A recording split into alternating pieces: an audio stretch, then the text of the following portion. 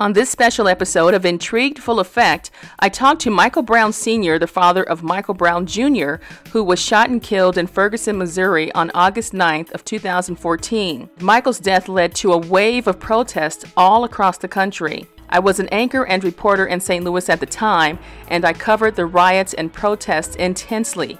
I was right there and saw it all from the start. As the 5-year anniversary of Mike's death approaches, I wanted to catch up with Mike Sr. to have a quick chat to talk about where his life is right now, his plans for the future, and his thoughts about the media and the Ferguson Police Department today. This is what he had to say. Michael Brown Sr., thank you for taking the time to talk with me today. We haven't had a talk in about maybe 3 years or so. Our last conversation was, but I want to ask you, as this 5-year anniversary mark is coming around, how are you now? I'm in a little better place. It's still hard. The family, because the time is still coming back around. It brings back old feelings, just trying to stay positive through this week and getting through that day and days to come. Mm-hmm. How do you think you've changed over the last 5 years? Just a little bit, I guess. I can say that it's still hard, every day is still different, kids still have questions. It rewinds and brings things back up. Sadly that we still have this going on, because every time you turn on the TV, it's someone losing their child in the same manner. So it's kind of hard to go forward, but just like I say, stand in the positive space.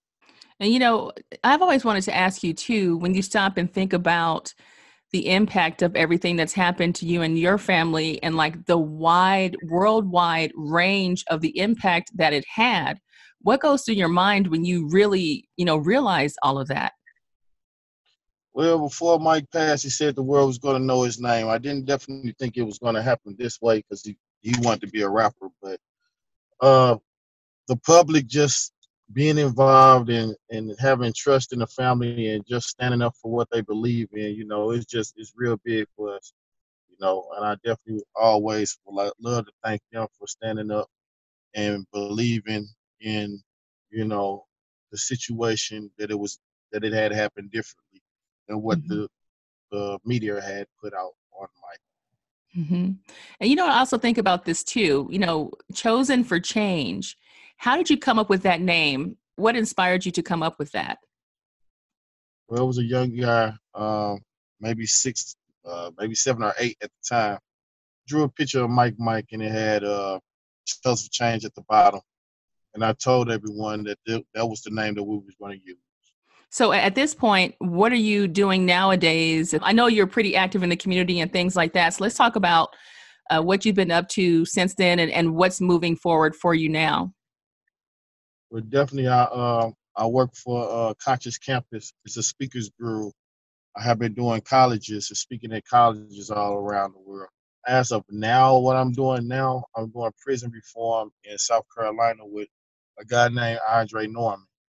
So we're working on a system that's down there and trying to get some type of stuff changed, because they are really they're losing our youth down there with petty cases.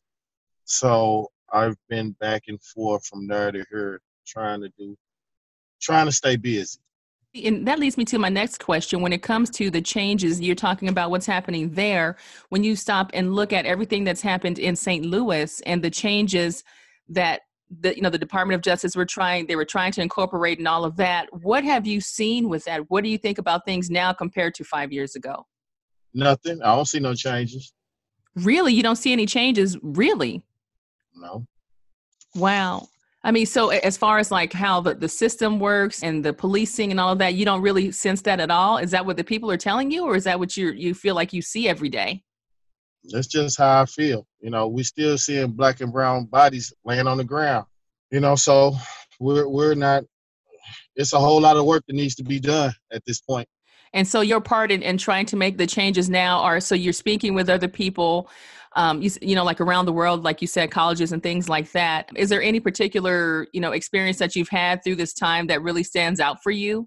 Just the incident that actually happened with my son, and other families. I still go and talk to other families when they lose their loved one.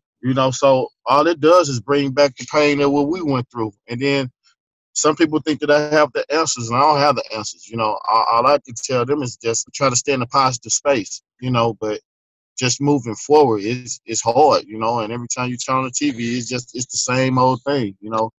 I think this is also an opportunity to clear things up.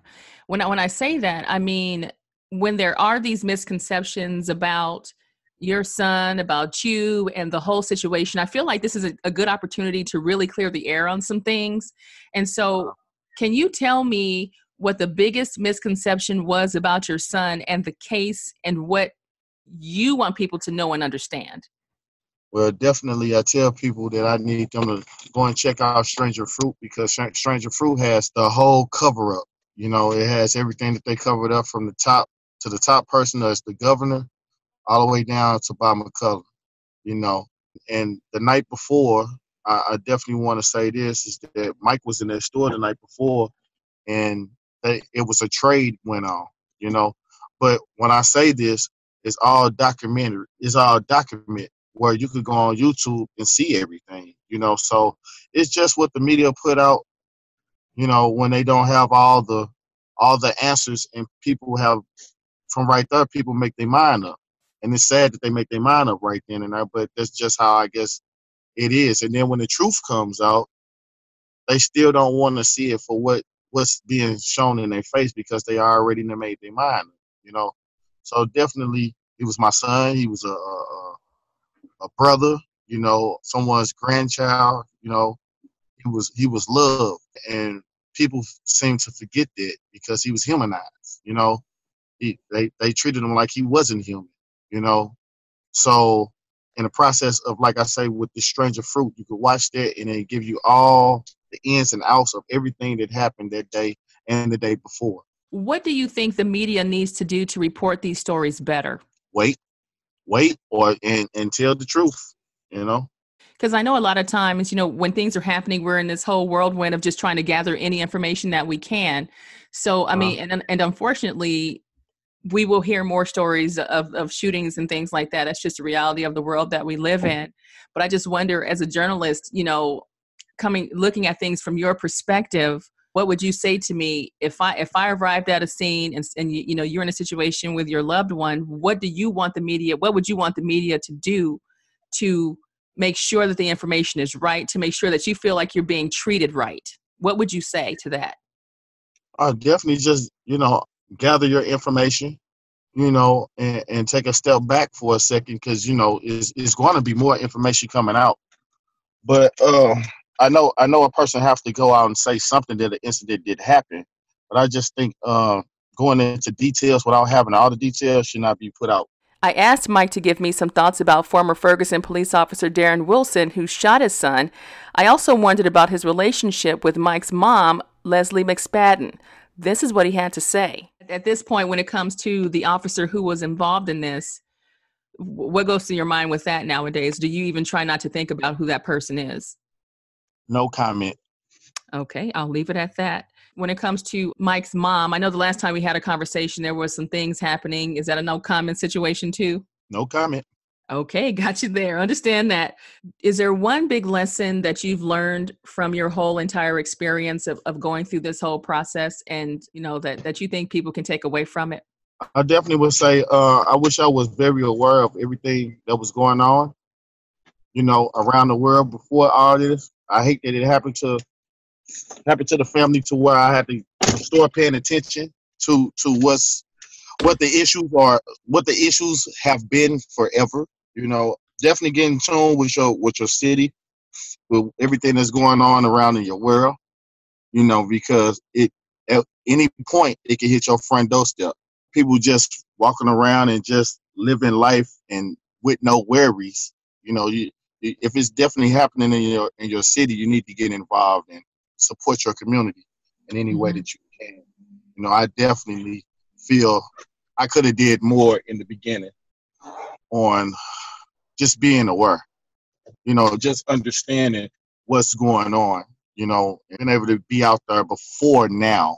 So now you guys did start like the Michael Brown Foundation. I mean, is there a nonprofit happening right now? Because I want to make sure, because I've heard a couple of different names. So I just want to be clear about exactly what you're involved with, because I know names can be used and people make certain things up for themselves.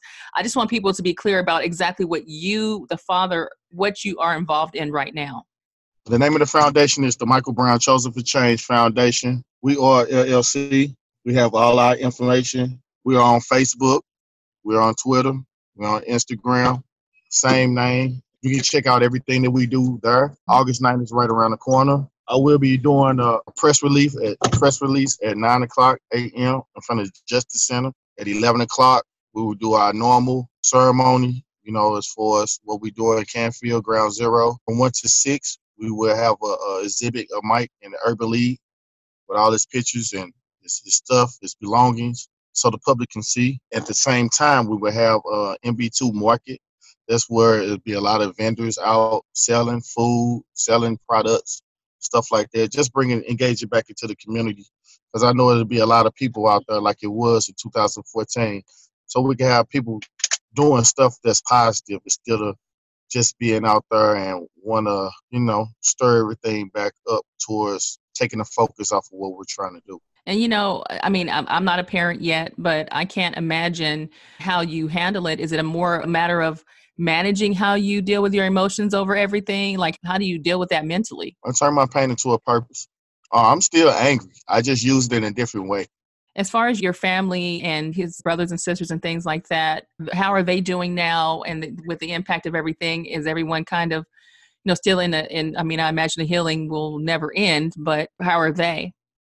Yeah, there's still questions, especially around the time when it's coming back up. It's always some emotions that are different. You got some that hide it and some that they can't hide it. So, I let them express themselves as in a way that they can, that whatever helps them, because I can't tell them not to feel a certain type of way, because that's another thing people don't understand or pay attention to, how the siblings feel after losing a loved one too. They never get really too much of attention. It just be the mother or the father. We seem to forget that, siblings hurt too, so. When it comes to the foundation, can you tell me a little bit about what you guys do for the community? Well, I've done a bunch of give backs. I have paid light bills, rent, gave out TVs. Definitely did. I do some every Thanksgiving and Christmas, feed the homeless. Cali either serve dinner or something like that for a family. Christmas, we give out cards, gift cards, different stuff, toys.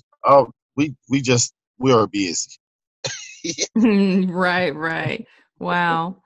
So I guess as we kind of wind this up a little bit, because I know you have a lot going on and a lot of interviews and things like that. So what do you think about the Ferguson Police Department today? I can say they're trying. They got maybe 80% black now, but definitely it doesn't even, at this point, it don't even matter about color. It's about engaging in your community, knocking on doors, telling people who you are, engaging with the kids. They just have to get back to the roots, tossing footballs, jumping rope, racing up and down the street with children, because the community, they are definitely scared of that uniform. I don't think it's actually the individual. It's the uniform that people cringe up about. I still cringe up about it, So they just have to get back active into the community. Someone has to start it. It's either us or them, but someone has to do it first.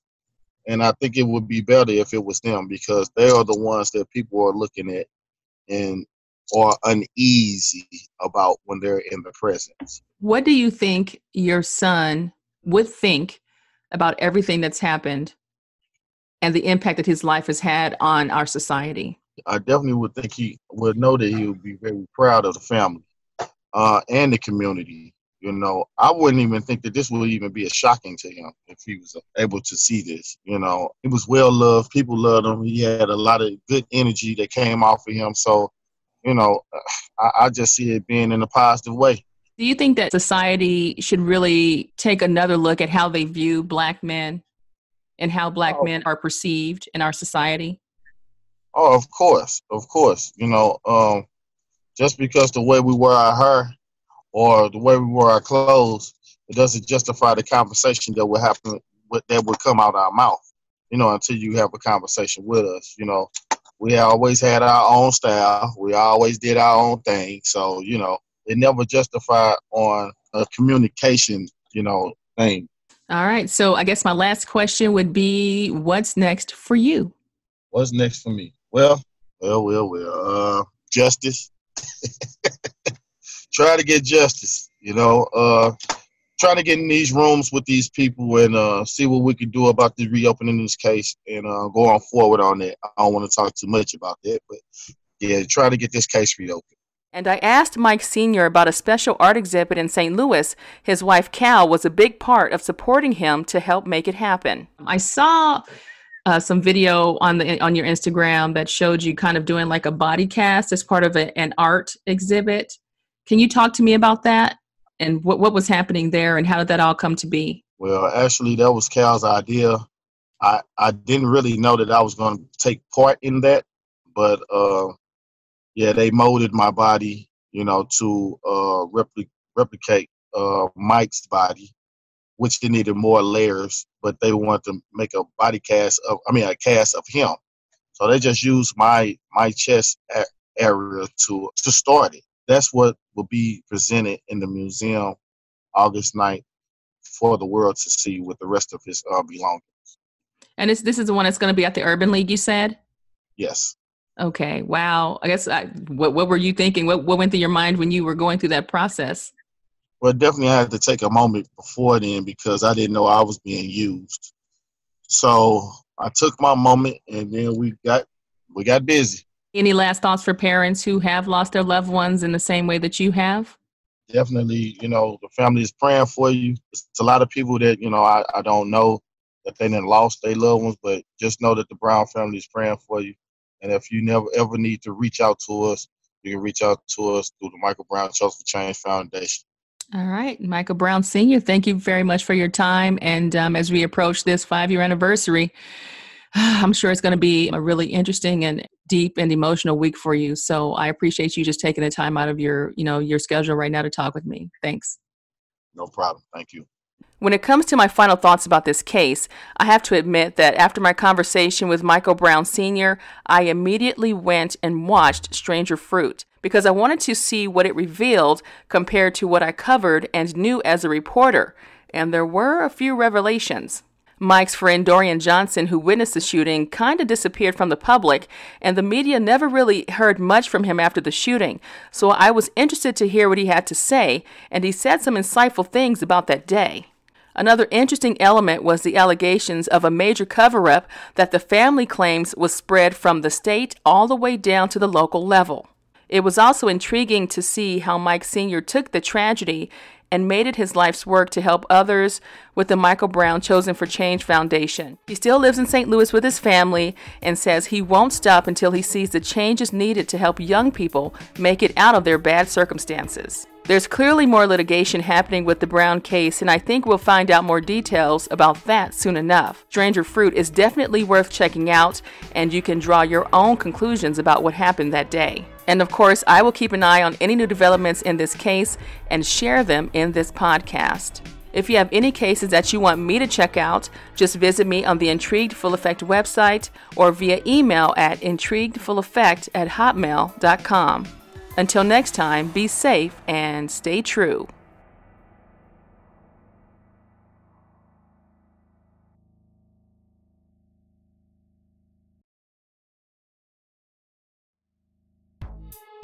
The views, information, or opinions expressed during the Intrigued Full Effect, Curious Cases, Disappearances, and Other Stuff podcast are solely those of the individuals involved and do not necessarily represent those of the host. The primary purpose of this podcast is to educate and inform. The host of this podcast assumes no liability or responsibility for any activities in connection with opinions shared in the podcast. The podcast and blog associated with it shall not be used in any legal capacity or as a basis for expert testimony. Any copyright material in the podcast is approved by the owner or is part of the public domain. Music by Pond 5.